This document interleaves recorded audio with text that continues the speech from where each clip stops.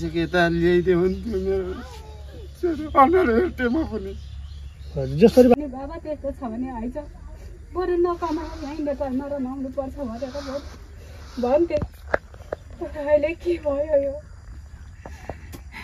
नमस्कार दर्शकबिन, अहिले हामी कमल गाउँपालिका वार्ड नम्बर 3 मा आएका छौँ र यहाँ नमस्कार दर्शकबिन, म अहिले छु कमल गाउँपालिका 3 बगाने टोलमा, जहाँ एक अत्यन्तै दुःखद खबर बाहिर आएको छ।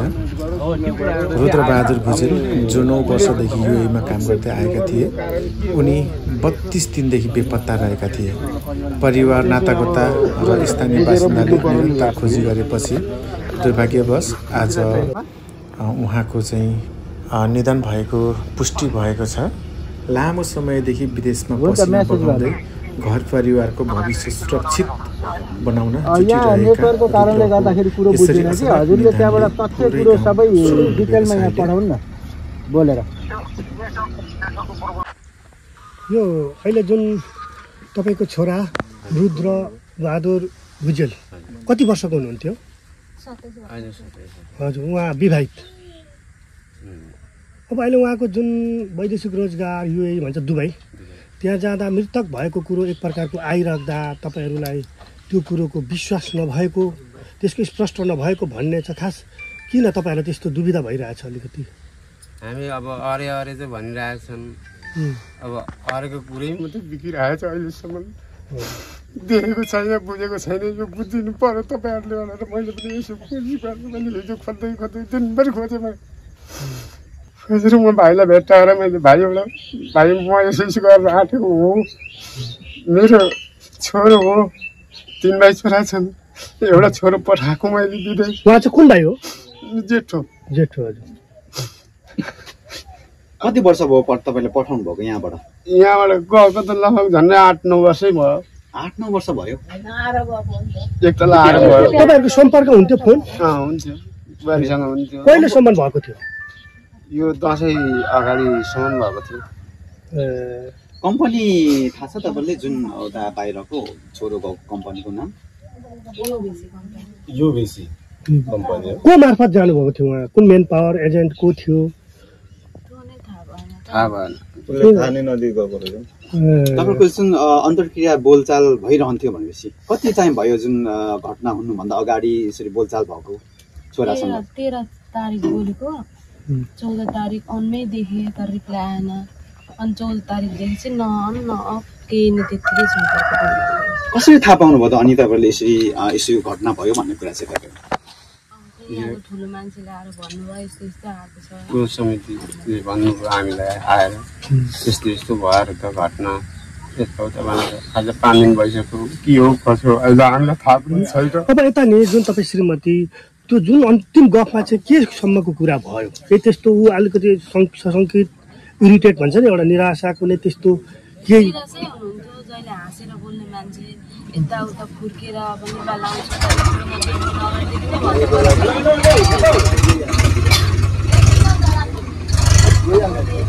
त्यसरी बोल्दा बोल्दै रुममा बस्नु छोड्नु भएको थियो कि। अब मलाई चाहिँ भन्नु भएन, मैले अब फोन गर्दाखेरि अनमै देखेँ। अब ड्युटी जाने टाइम मलाई थाहा थियो, अनि किन अनमा बसेको भने राति रातै हराएर आइदिने, अनि भिडियो कल आधी बाटोमा भिडियो कल गर्ने, एकदम डराए जस्तो खलखल भइरहेको। अनि लुगाहरू पनि किनेको देखाउनु भयो त्यो राइसु गरेर। अनि नेपाल आउने मान्छे राइसु गरेर किन किनेको भन्दा पनि नेपालै ल्याउन आँटेको हुनुभयो, त्यो त मलाई थाहा भएन। ऊ आउने कुरा पनि गर्थ्यो। अनि बच्चाहरूलाई मम्मीहरूलाई के ल्याइदिनु भनेर पनि सोध्नु भयो धेरै कुरा। अनि त्यसपछि त्यतिको बोल्ने न हराउने रात चाहिँ बाटोमा बसिराख्नु भएको थियो क्या। एकदम छटपटे जस्तो, कसले खेदा जस्तो, अनि पालक पुलुक कसलाई पर्खेर बसे जस्तो गर्नुभयो। अनि कसलाई पर्खेर बसेको, कसलाई भेट्न आउनु भएको भन्नु मैले कराएँ पनि। त्यसो भनेपछि त्यस्तो कुरा नगर, त्यसरी भेट्न आएको होइन, त्यो रुममा के गर्न बस्नु, सबै श्रीलङ्के मात्रै छ, कुरा पनि मिल्दैन, त्यही भएर बाहिर आएर बसेको भन्दै भन्नुभयो। बोल्दा बोल्दै पछाडि हेरेँ जस्तो गरेर डरा जस्तो गरेर फोन काट्नु भयो क्या। अनि फोन काटेर चाहिँ मैले कति फोन गरेँ, घरि अफ घरि अन त्यस्तो देखाएपछि मलाई डर लाग्यो। अनि फोन गरेर गर्दा आधी घन्टा पछाडि चाहिँ म गेम खेल्छु, साथीहरू आयो, म गेम खेल्छु, तसमा समस्या भएर त्यस्तो भएको अत्याधिक यताउता भन्ने कुरा आयो नि। त्यस्तो चाहिँ मलाई लाग्दैन। उहाँ बोल्दै गर्दा चाहिँ उहाँको बोली कस्तो थियो मतलब त्यस्तो जहिले बोलिराख्ने बुढा कस्तो र नबोल्ने कस्तो मलाई थाहा हुन्छ होइन। तर कस्तो भने यसो चाहिँ भन्थ्यो मलाई धेरै टेन्सन छ, खुट्टाले भुइँ टेक्दैन, मलाई धेरै टेन्सन, तिमीहरूले हाँसेको देख्छु, ड्युटी गएको देख्छु, मैले ड्युटी पनि छोडेँ, म आएर कुवेत जान्छु, यो 2 दिनमा फर्केर पनि आउँदिनँ भन्ने कुरा गरौँ। त्यही रात अझै चाहिँ भइसक्यो होइन। भनेपछि मदिरा पानीहरू यस्तो सेवन गरेको रहेन रहेछ। खानुहुन्थ्यो, चुरोट खानुहुन्थ्यो, रक्सी खानु, तर त्यो दिन केही खानु भएको थिएन, एकदम होसमै बोलिराख्नु भएको थियो क्या। घर आउँछु त्यति भन्नुभएको, अवश्य म घर चाहिँ आउँछु भनेर लास्ट बोल्नु भएको। यता नेपाल बस्नु हुँदाखेरि चाहिँ उहाँले त्यस्तो केही सेवन गर्नुहुन्थ्यो? मैले त देखिनँ, म आमा हो, हामीलाई बुवाले रक्सी खाएर आउँदैन, बुवा यसरी रक्सी खानु हुँदैन, हाम्रो बेइज्जत हुन्छ खाने मान्छे सम्झाउँथ्यो हामीलाई। खाने मान्छे होइन। अहिले यस्तो प्रश्न आउँछ, कलिले उमेरमा अब गइहाल्यो विदेश, त्यो भएपछि त्यति खाने होइन, हलुका त अहिले 8 वर्ष दुःख सुख बुझ्ने टाइपको हुनुहुन्थ्यो। धेरै दुःख बुझ्ने मेरो त्यो छोरो हो, अहिले यस्तो भन्छ के गरी भयो। उनको बच्चा चाहिँ कति छ? एउटा छोरो। कति वर्षको अहिले? यो 7 वर्षको भयो।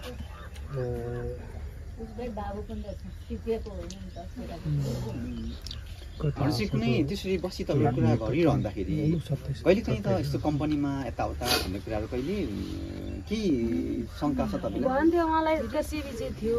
एकचोटि म काठमाडौँ जाँदाखेरि ती भिडियो कलमै बोल्दा बोल्दै एउटाले चोर लगायो रुममै चोर लगाउँदा फेरि कुटपिट पनि भयो, मेरै नगर्नु त्यस्तो नगर्नु भनेर कुटपिट भएर त्यसले काटौँ र मार्नु जस्तो गरेर नि सुपरभाइजरले आफै आएर रुद्रे सुतिसकेपछि यो मातेको चाहिँ ल्याएर छोरी हान्छ, हिँड मेरै रुममा हिँड भनेर। दुश्मन पनि धेरै थिए रुममा। सुपरभाइजरले चाहिँ प्रोटेक्ट गरेर चाहिँ लगेको, उसलाई चाहिँ धेरै हेल्प गर्ने क्या जे कुरामा पनि। अब सकिएको छैन ड्युटी, अब आएको छैन तारिक भने पनि बिचमा सुपरभाइजर पैसा चाहियो भन्दा पनि उसको खल्तीबाट पनि झिकेर दिन्थ्यो, धेरै राम्रो थियो। सुपरभाइजर चाहिँ कहाँको हुनुहुन्थ्यो? सुपरभाइजर उतैको काले अब कहाँको। कम्पनीसँग चाहिँ उसको कस्तो के भन्थ्यो कि भन्दैन त मेरो कम्पनी ठिक छ छैन? कम्पनीसँग चाहिँ उसको कस्तो के भन्थ्यो कि भन्दैन त मेरो कम्पनी ठिक छ छैन? यस्तो ठिक छैन भन्नुहुन्थ्यो। भन्नु चाहिँ काम चाहिँ साह्रै हो, अब लाइसेन्स बनाउनु लगायो भन्ने, तर अब खोइ के कुरा लुकाउनु के कुरा लुकाउनु केही थाहा नै भयो। जुन तपाईँले छुरीको कुरा गर्नुभयो नि, त्यो चाहिँ कहाँका व्यक्तिहरूसँग चाहिँ त्यस्तो त्यही रुमकै श्रीलङ्कनहरूसँग भनेपछि त्यहाँ रिसिभी भएर के भएर चाहिँ उहाँलाई के स्ट्रेस पो भयो, त्यस्तो केही भन्नु भएन तपाईँले? मलाई त्यति हो टेन्सन छ मलाई, म दुबई बस्दिनँ भन्नुभयो। मैले आउनु त्यसमा घर आउनु कतार जानु भन्दै भने म आउँछु घर त आउँछु भन्नु पनि, तल हाम्रो घर बनाउँदैछु अनि पैसा कति चाहिन्छ भन्नु, 1-1.5 लाख लाग्छ होला, तर तपाईँ आउँ भने 1 लाखमा हुन्छ, 2 जनै पेलिनुपर्छ, बाबा मिस्त्री हुनुहुन्छ भन्दाखेरि भन्नु। अर्को देश जान्छु भन्नुभयो। अनि पैसा चाहिँ खोइ त त्यसमा अलिक महिना त्यही कम्पनीमा काम गर्ने, यसरी बडा लिएर नहिँड्नु भन्दाखेरि म पैसा भेला पार्दैछु भन्ने कुरा गर्नुभयो क्या। पैसा म भेला पार्दैछु, यताउता साथीहरूसँग माग्दैछु भन्ने कुरा गर्नुभयो। त्यतिकै कुरा गर्दा गर्दै त्यसरी कन्ट्र्याक्ट पनि हुनुभयो। अनि लास्ट अहिले तपाईँलाई थाहा छ त कस्तो अवस्थामा छ भनेर? अब के गर्नुहुन्छ तपाईँलाई? के रिक्वेस्ट कुनै निकायलाई गर्नुभएको छ तपाईँले? त्यही मान्छे त अब सबैजना गरेको छु त भन्नुहुन्छ गाउँका मान्छेहरूले पनि होइन। अब के हो त्यो म जानिनँ। तपाईँलाई अलिक बिच बताएँ है, तपाईँको त आफ्नो छोरा हो नि त। अब तपाईँको आफ्नो छोरा त्यसो बाहिर देश जाँदै गर्दाखेरि त मतलब नागरिकता बनाइदिँदा, राजधानीहरू बनाइदिँदा त बाबा त साथमा हुन्छ नि।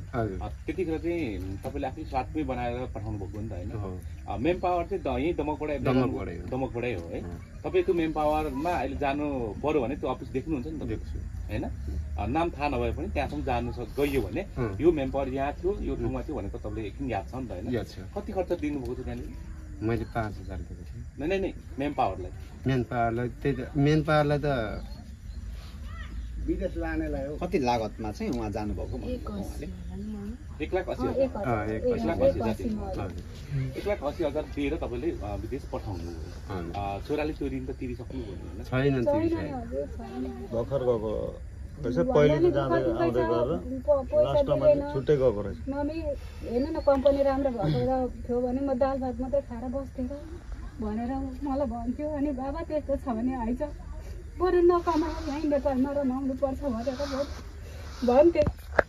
अहिले के भयो यो?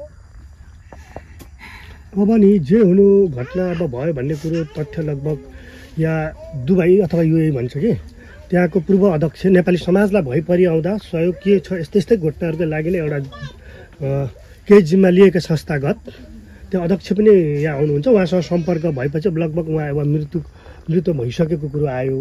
अब तपाईँले अब विकल्प भनेको उहाँको शवलाई यहाँ कसरी ल्याउने भन्ने कुरो हुन्छ। अब यहाँ स्थानीय सरकार छ अनि उहाँ प्रवासका पूर्व झापा जिल्ला अध्यक्ष पनि हुनुहुँदछ। के पो भन्नु नाम? राजेन्द्र दाहाल। अब उहाँहरू मार्फत केही कुराहरू राख्न चाहनुहुन्छ कि उहाँहरूले यसो गर्दै हुन्थ्यो स्थानीय सरकार र प्रवासको पूर्व अध्यक्ष स्थानीय यहाँवासी भएकोले गर्दाखेरि केही छ तपाईँहरूलाई त्यस्तो उहाँहरूसँग माग गर्नुपर्ने? माग त हामीसँग गरेर खाने मान्छेको हामीसँग छैन, गर्ने त उही नै हो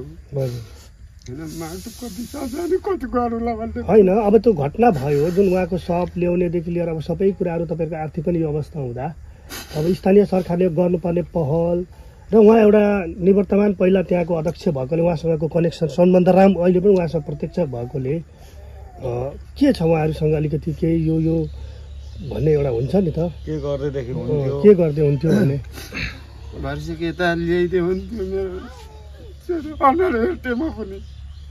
जसरी भए पनि छोराको शव चाहिँ यहाँ ल्याइदिएदेखि यहीँ आफ्नो दाह संस्कार आफै गरिन्थ्यो भन्ने होइन। आमाको पनि त्यही अब यता उहाँको जान उहाँको श्रीमतीको चाहिँ के छ भनाइ, के छ चाहना?